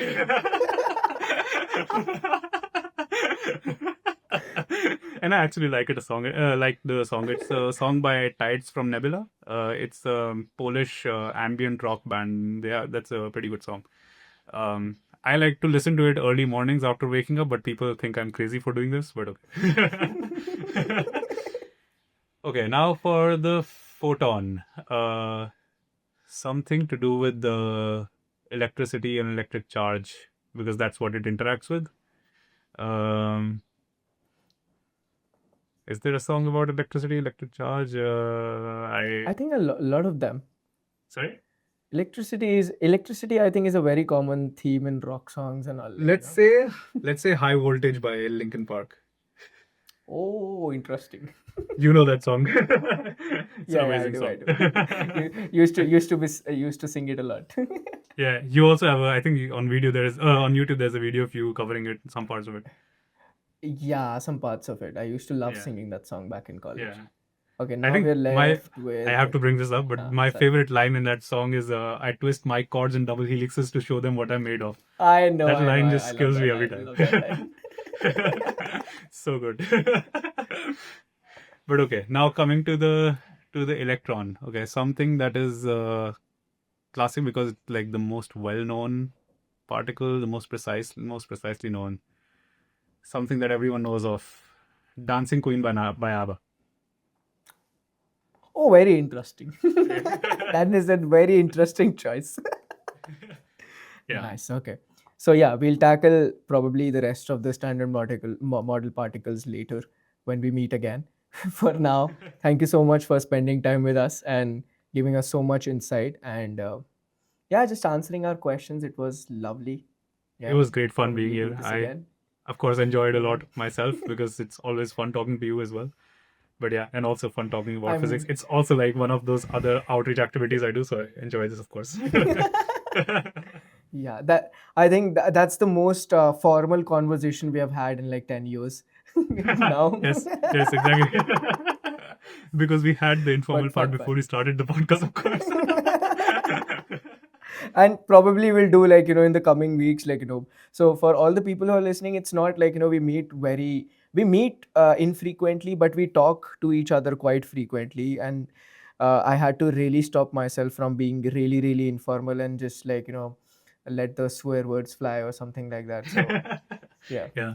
I think for me it helps to just speak in English in that case, because if I start with Hindi I get too informal suddenly. Same here.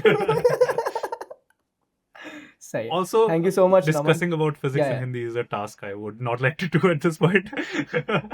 Maybe that can be a challenge we take up next time we sit down for a show like this, and we restrict ourselves to just talking in Hindi no matter what. Well, let's see how much we can do that, but okay. Cool.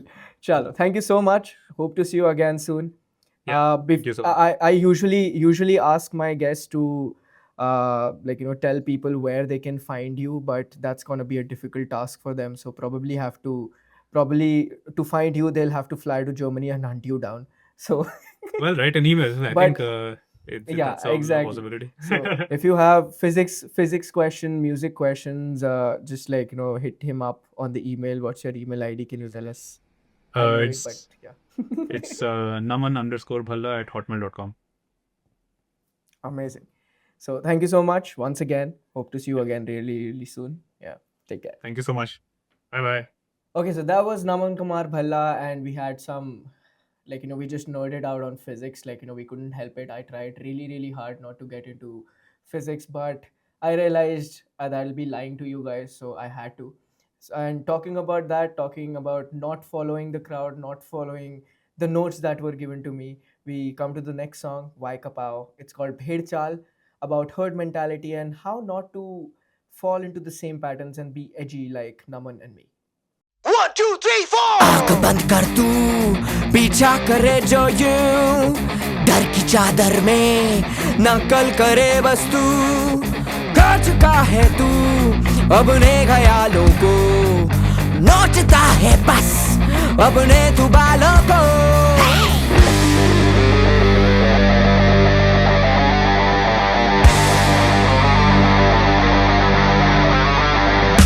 आंख बंद कर तू पीछा करे जो यूं डर की चादर में नकल करे बस तू कर चुका है तू अपने ख्यालों को नोचता है बस अपने तू बालों को गेंद में यहाँ वहाँ ले रहा पल कहा झूठ से सना तू जाएगा कहाँ भेड़ चाल सबका यहाँ खुद से क्यों नहीं तू पूछता है ये सवाल भेड़ चाल तू क्यों बेहाल अपने लिए खुद तू क्यों नहीं है सोचता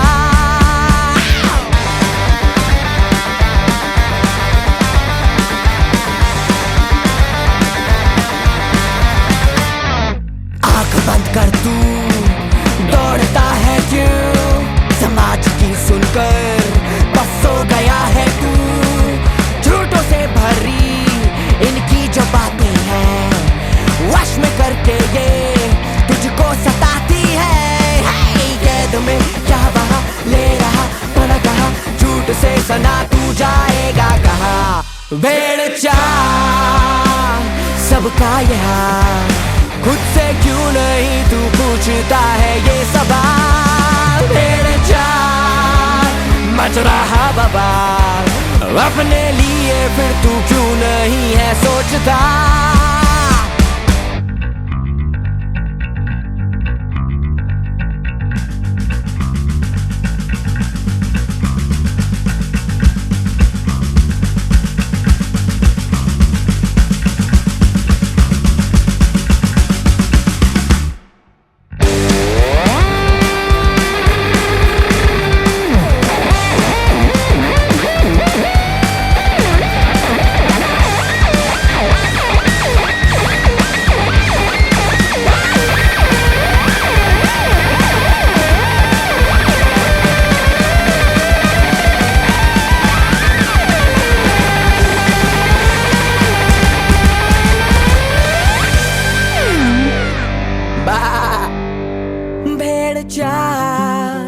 तुमसे ये सवाल क्यों नहीं तुम्हारा दिल तुम्हें है टोकता भेड़ चाल देखो ये कमाल मैं तुम्हारे जैसा बिल्कुल नहीं सोचता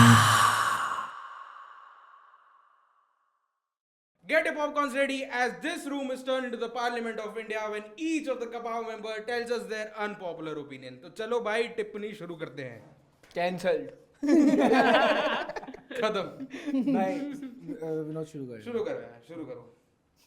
Okay.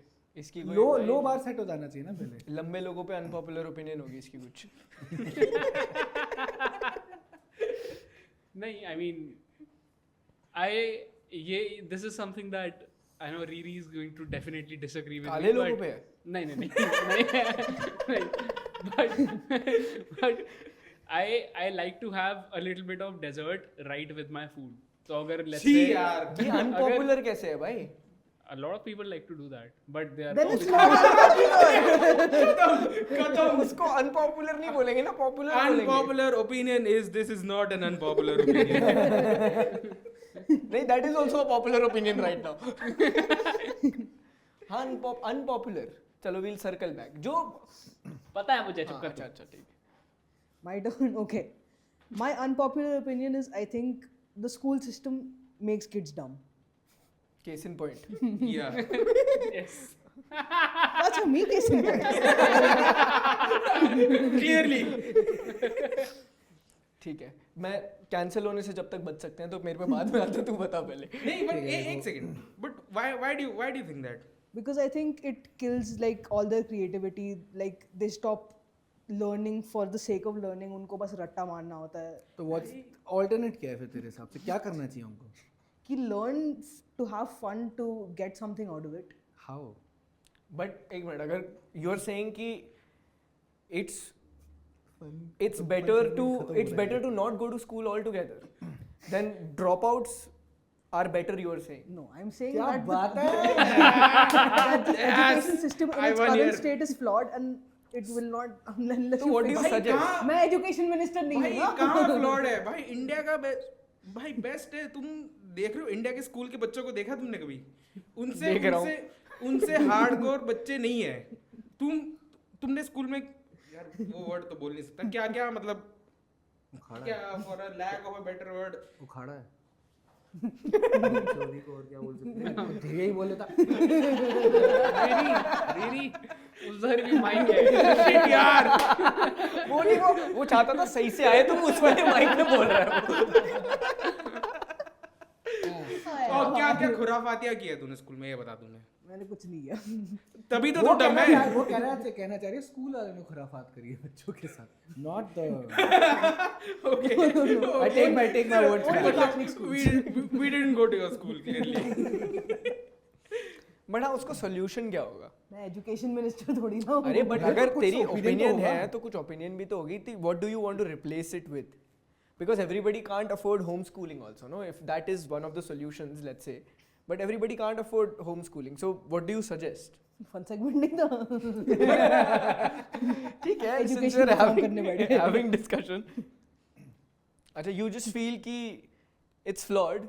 Somebody needs to come and fix it. Someone need to fix it. मतलब अगर तेरा ये पॉइंट है तो इट्स क्लियरली इंडिया के सिस्टम, क्योंकि इंडिया में जो बच्चे जो स्कूल में सीखते हैं वो असली एजुकेशन जो सिस्टम उन्होंने बना रखा है उससे नहीं सीखते, जो करिकुलम नहीं सीखते, जो उसमें जो एक्स्ट्रा करिकुलर जो तुम बकचोदी करते हो वो जैसे कैसे बताओ, बंक मारना। भाई I owe my life to the school, क्योंकि हमें नहीं किया। नहीं फेयर ठीक है कि मतलब तो बेसिकली तू कह रहा है कि स्कूल जाके बच्चे सोशल स्किल्स और लाइफ स्किल्स सीख रहे हैं। मतलब एटलीस्ट इंडिया में आई थिंक। हाँ, तो जो बाकी के स्किल्स जो सिखाने थे स्कूल को, जिसके लिए सेटअप हुआ था, वो कहाँ से आएंगे अब? वो तो कहीं और से आ जाएंगे भाई, ट्यूशन देख लो यार। ट्यूशन लो। चलो ठीक है, हम बहुत डाइग्रेस कर रहे हैं। लेट्स स्टिक टू द मतलब वैसे तो स्टिक कर रहे थे, बट डाइग्रेस करते हैं, चलो इंटेंशनली आ जाओ। नहीं, हम फन सेगमेंट से हट रहे हैं, बेचारे को पसीने आ गए फन सेगमेंट बोल के। इसके बाद कोई ओपिनियन ही नहीं देगी भाई। उसका इंटरव्यू ले लिया हमने। This is an example of toxic masculinity, guys. चलो प्रखर से पूछो, प्रखर से। मैं थोड़ा देसी टच इसमें ऐड करूंगा, ठीक है?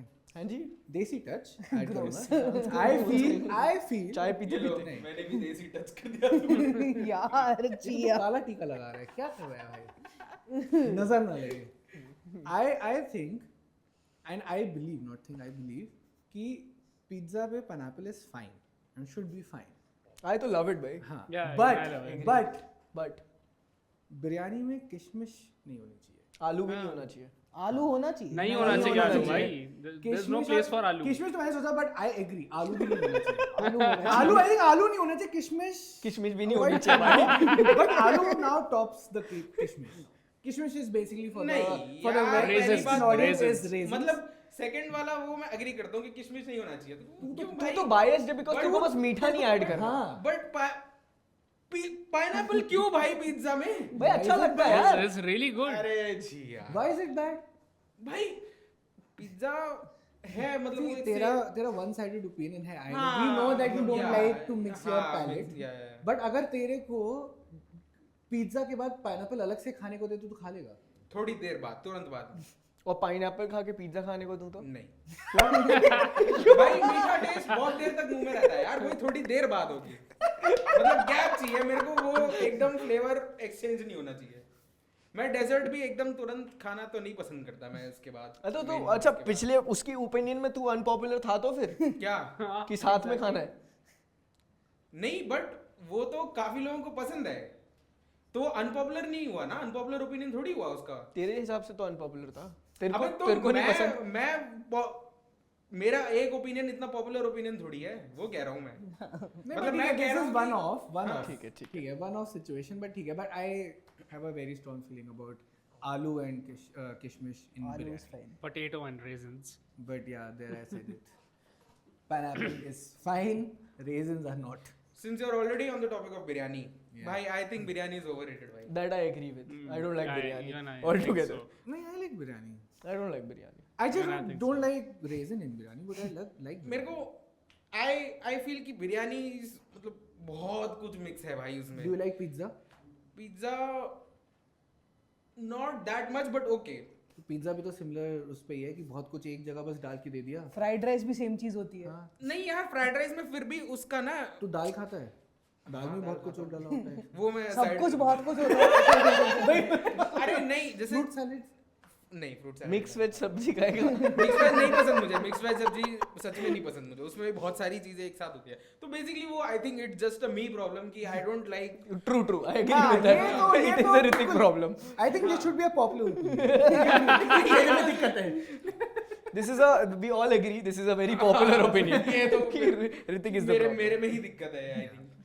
चलो अब मतलब सबने अपना दे दिया तो अब कैंसिल हो सकते हैं अब है ना। Oh God. तो मैं अपनी फाइनल ओपिनियन दे देता हूँ। देखो मैंने बहुत केयरफुली चूज करी है कि just the right amount of cancellation हो, ठीक है, एक कम्युनिटी से बहुत सारी, एक पूरा दुनिया ना आ जाए हमारे सर पे लेके, ठीक है। तो सिंस हम नहीं I will put all of us under the bus also, no, so I believe. नहीं यार, अगर तू किसी के नीचे डाल तो ट्रेन कर दे भाई। ट्रेन के नीचे आने में मैं खुशी खुशी मर जाऊंगा क्या। Just I remember I need to reply to all the DMs and the hate comments. सो हाँ ठीक है ना, मेरे को नहीं करना। So see all of us are musicians, me less so, more than you guys, ठीक है। I believe musicians are the most unorganized and undisciplined people on the planet, and it's very difficult to work with them. Case in point. That is my unpopular opinion. I agree, but so is people from different other fields. Yeah, but I find them more often in music field, so I think that's just my मैं बताता हूँ, experience. मेरे को ये लगता है इसलिए भी होता है because they are in a creative field, they have a way out of being unorganized. Like they being unorganized is a creativity that they. हाँ मतलब I don't function like that. I know. कि creativity shouldn't be random. It can also be organized. हाँ, it can also be organized and disciplined. And so ठीक है, fair. हाँ मतलब that is just my world view कि मेरे world view में मेरे को musicians के साथ काम करना थोड़ा सा मजा नहीं आता, क्योंकि respect of deadlines नहीं है, कभी भी कुछ भी हो रहा है। ठीक है, fair. बट ये भी है ना कि मतलब ऑब्वियसली ऐसे हर प्रोफेशन में होता है, और यू मतलब by the virtue of your profession मतलब यू आर इन, तेरे को वो ज्यादा एक्सपीरियंस करने को मिलेगा क्या। व्हाट इफ कि मतलब बाकी इसमें भी fair enough. इतना ही from the different fields that I have experienced, I find not just musicians, let's say, like, you know, creative fields, people find themselves to be more reliant on कि inspiration आएगी तो मैं ये काम करूँगा, या फिर मतलब मेरा मन नहीं कर रहा, मेरे से हो नहीं रहा बहुत टाइम से, अभी होगा, like I have phases, ठीक है, अभी नहीं है वो phase, so that seems very unreliable to a person like me. So that is इसलिए unpopular opinion, but and I'm not saying कि everybody is like that, ठीक है, but most of the people, most of the musicians I have come across fall into the category of being unorganized and undisciplined. Yeah, bro. मैं तो I wear it like a badge of honor. कि you are undisciplined and unorganized. I am very undisciplined, very unorganized. मैं अपने कपड़े सही से नहीं रखता, एकदम ठूस के रख देता हूँ, प्रेस नहीं करता है। देखो भाई मेरी शर्ट मैंने अभी प्रेस की है, इसलिए ऐसे लग रहा है। अगर मैं घर से लाकर सीधा पहनता ना, तुम बोलते हैं कौन से कोडेदान से उठ के आया है। मेरी बहुत सारी ओपिनियन जो डेटा कलेक्ट किया है वो मैंने वो यहाँ से भी आया है, ठीक है। तो मतलब Yeah, I also like being organized, but ये है कि I also felt the same कि musicians take this as a scapegoat कि way out, we are creative people, तो it's so okay. it's okay. हाँ. yeah. ठीक है, nice. विनोद तेरे पास कुछ और है? हाँ तो मतलब अपनी पहले कोई अनपॉपुलर ओपिनियन तो दे। This one is more for the, I would say, unpopular ही है ना? हाँ, more for the music industry kind of thing. That copy करता है मैं इनका। नहीं, like this is more for the production and engineering side of music. I think Pro Tools is dumb. Pro Tools as a DAW is really dumb, and there are far better DAWs. Even Logic on that standpoint, I think is just not a good DAW at all. And just because there are like few of the things that are a little bit user friendly, just few of the things that are a little bit user friendly does not make them a good DAW. Pro Tools is only in the race because they were the first DAW ever, and that's the only. Pro Tools, we are ready to take your donation, sponsorship. If you want to sponsor kick him the out. We will kick him out, but we are ready to take your sponsorship. Yeah, हमें पैसा चाहिए भाई. हमें विनोद की जरूरत नहीं है. Riri वहाँ पे अपने आप को ट्रेन में इमेजिन कर रहा था जब ये बोल रहा था शाताब्दी. Alright, so I think क्या फन तो कम था इस फन सेगमेंट में, बट फन था. मतलब लड़ाई थी ज्यादा, लड़ाई भी नहीं. लड़ाई कहाँ ये थी? बहुत टेम लड़ाई थी हमारे साथ. हाँ मतलब अब तू बोलता, अब तू कुछ बहुत ही ऐसे बोलता कि मेरे को enrage हाँ, करने जैसे वाला. anime is overrated, right? ये देखो. हाँ एनीमे तो कार्टून होता है भाई. Okay, Mike has picked up the chair. Mike is. Cartoon नहीं होता. हाँ, कार्टून होता है ना. देखो मैं रो दूंगा. अच्छा, अगर हम मयंक को एनरेज करने ही बैठे तो ये भी बोल देते earth is flat. Yes. Yeah. Actually, I is. think movies are better than books. हाँ. Yeah. I definitely agree. I definitely Now agree. this has turned into a bully session. I definitely agree. Even for that matter, anime is better than manga. ठीक है, वो I'll let it slide. वो तो चल ठीक है, very niche, like you know, for some. वो But bridge के इस साइड पे ही है ना. But तो हम अलग अलग हैं. और एनिमे और मांगा का इतना ब्रॉड ऑडियंस भी नहीं है ना कि अभी मतलब एनिमे का है ऑब्वियसली बट मांगा का भी है भाई. Just because तू नहीं but पढ़ता. नहीं मूवीज और बुक्स तो बहुत क्लियर है. मतलब सालों से ये डिबेट चलता आ रहा है. एनिमे भाई मांगा is a form Yeah. of like you know written content. या written content. See, movies are. I think. See, in the first place, नहीं है, movies और books का debate है भी नहीं. Movies are क्या better. बोला? हाँ नहीं movies are मूवी better. अगर तेरे को किसी को बोलना है कि तूने उससे मांगा तो क्या बोलेगा? तुमने मांगा तो क्यों मांगा? और उसका नाम मांगा है तो तूने मांगा से मांगा. मैं बताता हूँ. देखो बहुत सारी स्टोरीज इनकम्प्लीट पढ़ी हैं, तो मेरी दरख्वास्त है सारे राइटर्स से जो मांगा बना रहे हैं कि हमारी मांगे पूरी करो. हमारी मांगा पूरी. अब इसके साथ हम खत्म करते हैं. Next up we go to a song, our own song, and this is dedicated to all the ganje log. I am really jealous of you guys. All the bald people he means, not the recreational stuff. Not the For all the bald people. I said ganje log, ganje log नहीं, ganje log. I am really jealous of you. तुम कितना पैसा बचाते हो यार hair cut पे? कितना? अरे यार शैम्पू पे भी नहीं. आई थिंक शैम्पू करना पड़ता है. मेरे एक दो दोस्त हैं, उनसे मैंने पूछा, उन्होंने बोला कि शैम्पू तो करना पड़ता तो है. यार फेस वॉश ही लगा लो वही तो. हाँ उनको मैंने उससे ये भी पूछा था कि तुझे पता कैसे चलता है कि बाउंड्री कहाँ खत्म हो रही है, कहाँ तक फेस वॉश लगा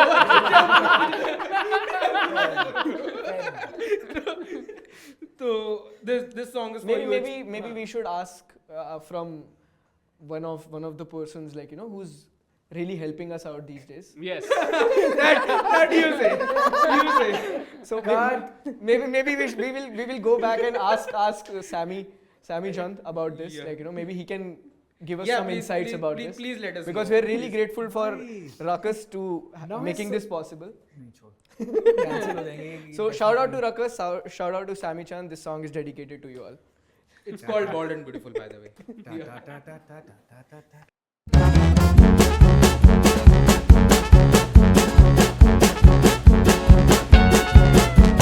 Welcome all the bowling balls present in the room. I'll tell you all the legend that is leading to your doom. We'll blow your caps and the hats off to free those shiny tops. Well, there's no way that you can now save those dwindling crops. If you hoping they'll grow back, let me tell you a fact. Statistically hereditary male pattern baldness is commonly inherited from the mother side of the family. So stop hating your dad.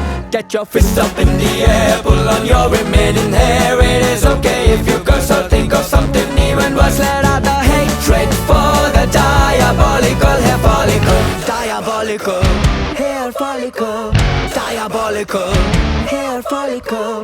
Diabolical hair follicle. Diabolical hair follicle. Fear of receding hairline. You've tried all of the remedies that they advertise.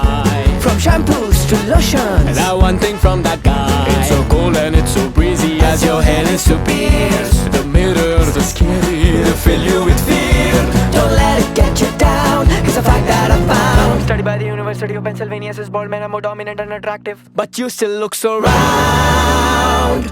Get your fists up in the air, pull on your remaining hair. It is okay if you curse or think of something even worse. Let out the hatred for the diabolical hair follicle. Diabolical hair follicle. Diabolical hair follicle. Diabolical hair follicle.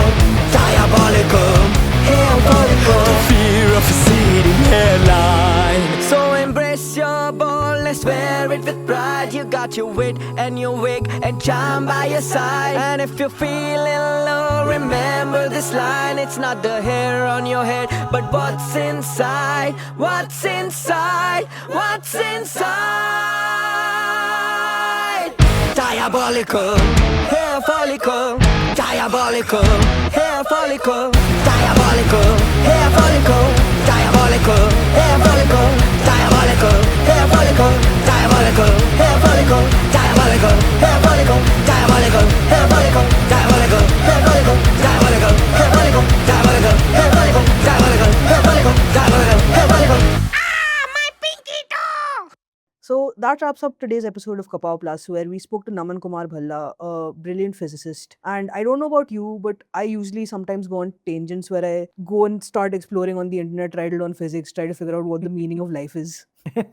No, but you're right. Naman is not just a great physicist, he's a dear friend. And I'll tell you why. Since the very inception of this band, which was 2018, Naman has been a great support to the band. He's been to all of our shows. He was standing right in the front of every show that we did when he was here in India. Now he's in Germany. But whenever he gets time and he's here in India, in Delhi, he try and be there in each one of our shows. So he's a very dear friend to us and a great physicist. So thank you so much, Naman, for being on the show. It was a great pleasure having you. And thank you so much for tuning in. If you guys had fun, make sure to follow us on Instagram at It's Kapow Time. Listen to our music on Spotify or wherever you stream music. Search for KAPOW Kapow with the exclamation mark. Don't forget that. And big shout out to Ruckus Avenue for making this podcast possible.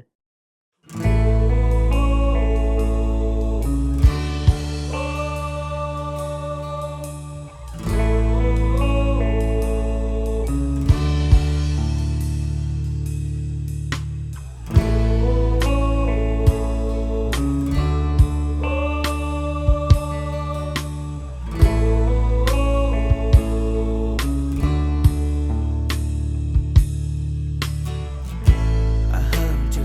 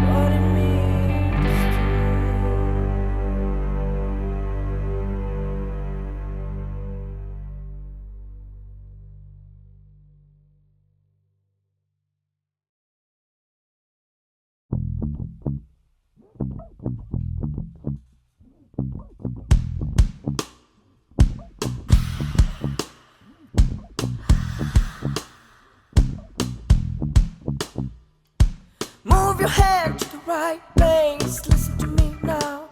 Say my name. My fingers will not take control. Move with them. Deeper they go.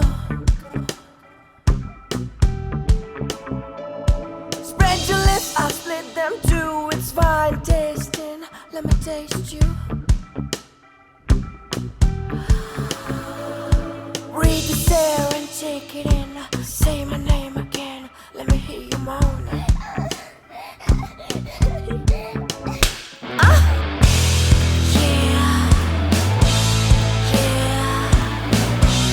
Yeah. Come on, give it to me, baby, now. Yeah. Oh yeah. Now give it to me. Smells like your sex. These bodies.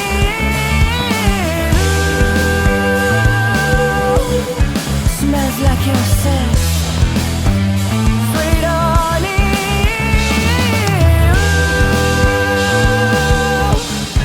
Smells like your sex. Smells like your sex. Smells like your sex.